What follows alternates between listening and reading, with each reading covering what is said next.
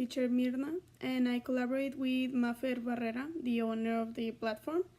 And I am going to teach you today how to express worries and concern through phrasal verbs and questions. Also, I will remember you that this is a platform for fourth graders who are learning English as a second language. So, expressing worry and concern. This is a presentation that will be in the platform for you to check out if you need it. So let's start. So first, warm up. Imagine this scene. You forgot to deliver your math homework to your teacher today. You may feel worried, overwhelmed, or concerned. How do you tell your teacher how do you feel? Okay, so if you don't know, worried is feeling overwhelmed or concern are synonyms, so everything means worried. And in the GIF, how do you think Mickey's feeling? We should talk about what feelings do we know. We know the feeling of anger, the feeling of happiness, sadness. Now we learn about worried, overwhelmed, concern. So please tell me, how do you think Mickey's feeling? What is his actions that give it away?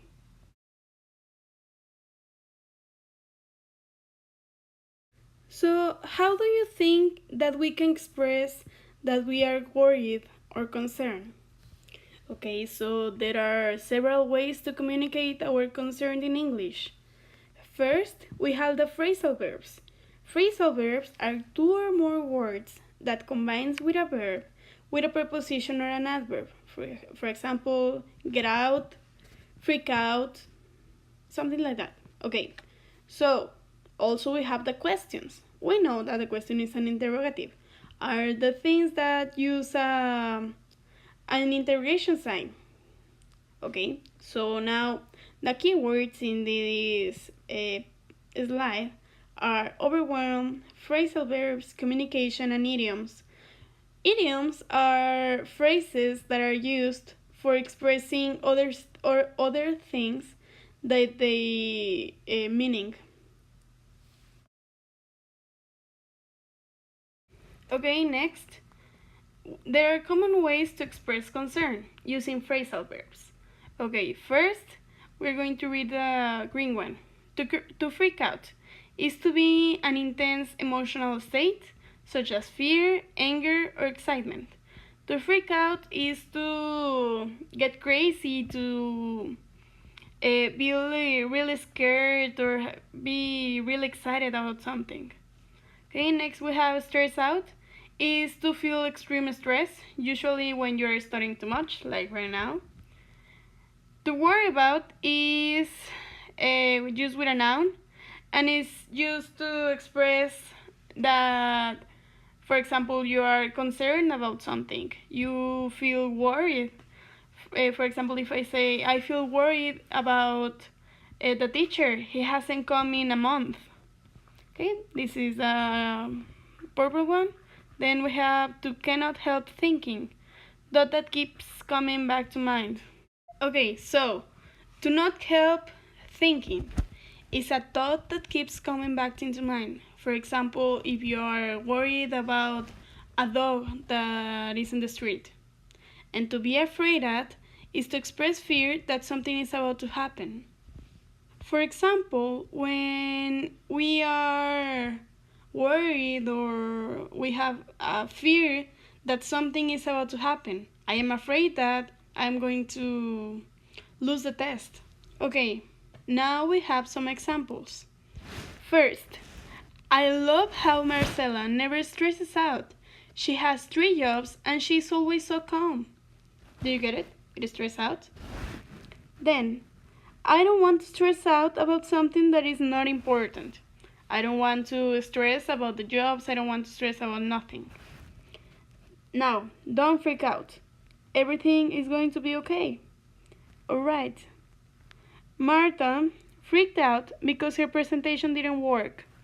Okay, it's something like she suddenly became very excited, very fearful, but exaggeratedly, so that is freak out.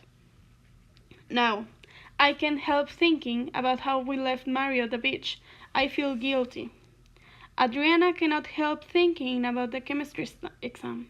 This is easy, right? I'm afraid that I'm going to fail this class. I'm afraid that your assumptions are true. The next one is easy. Next, we have now imagine this scene. You see that your friend is sad and worried.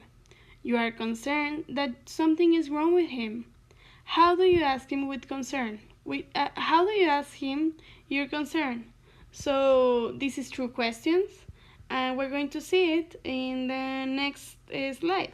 So let's go.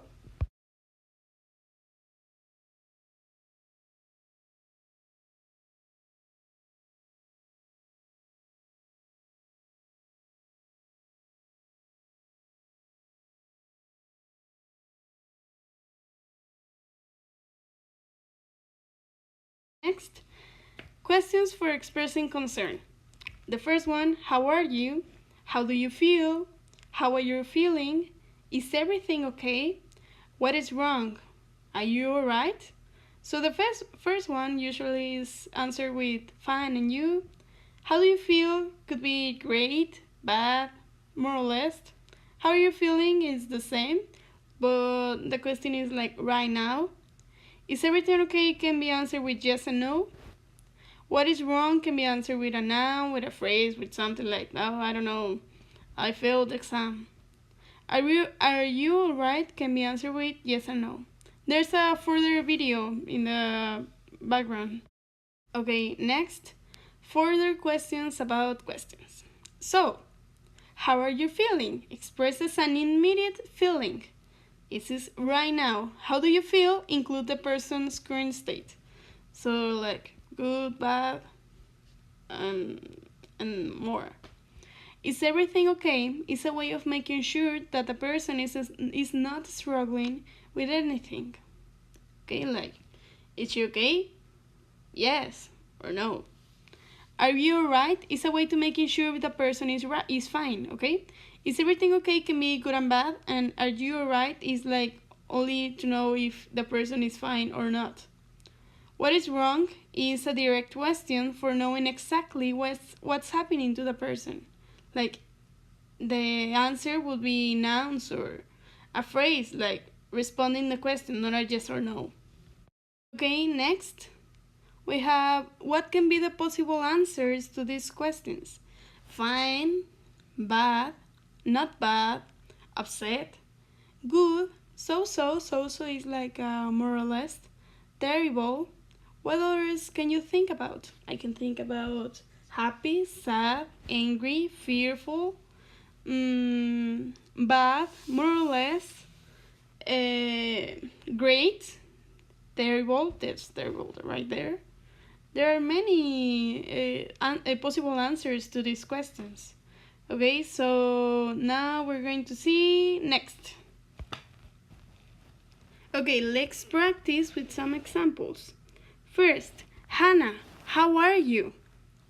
She will answer, I'm fine, thank you. Rebecca, I heard you were sick. How do you feel? I feel better, thanks. Then, Fatima, how are you feeling? I am feeling very sad. Okay, can you see the difference? Ricardo, I saw you crying. Is everything okay? Yes, don't worry. Do you see? This is a yes or no question. Are you alright? You hit your head really hard. No, I don't feel good.